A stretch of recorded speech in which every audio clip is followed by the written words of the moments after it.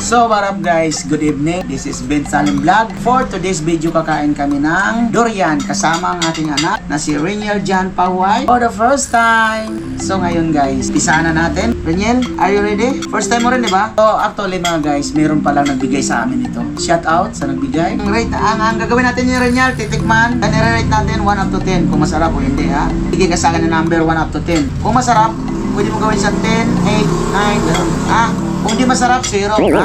Pero may nabalitaan ako dito guys sa durian na to. Kasi first time nga namin, wala kaming ano. Pero may idea kami kung ano talagang, mayroon daw itong masamang amoy. Pero yung lasa nito, precious. Sarap daw. So, let's check it out. Alright, buksan na natin. Buksan natin, be. Handa ka na? Gusto mo tumikit nito? Amoy natin.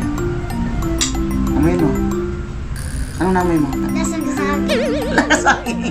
Hindi to sa akin. Sige. Open na natin, guys. Ganito kapag open ito, ganito.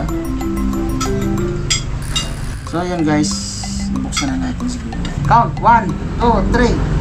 1, 2, 3. Open. Oh my God, tigas.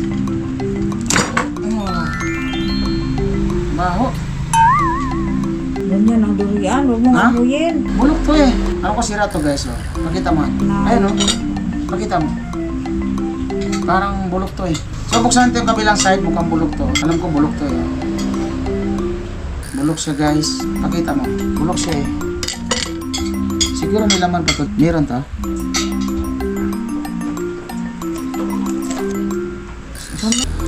Wala na sa laman. Wala laman. Putulin mo pa sa gilid. Wala oh. Ito siguro meron.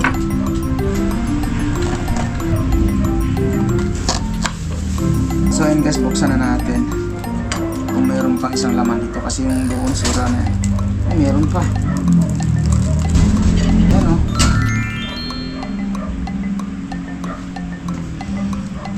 Sira pa rin. Sira. Mo ito. Nasisira at ang tiyan natin yan.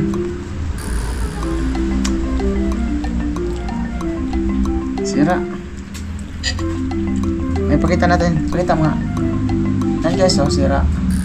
So, di siya pwede kainin. At dito nagtatapos ang ating vlog. Ano, bebe? Wala tayo natikman. 0 10. Ha? 0 over 10. 0 over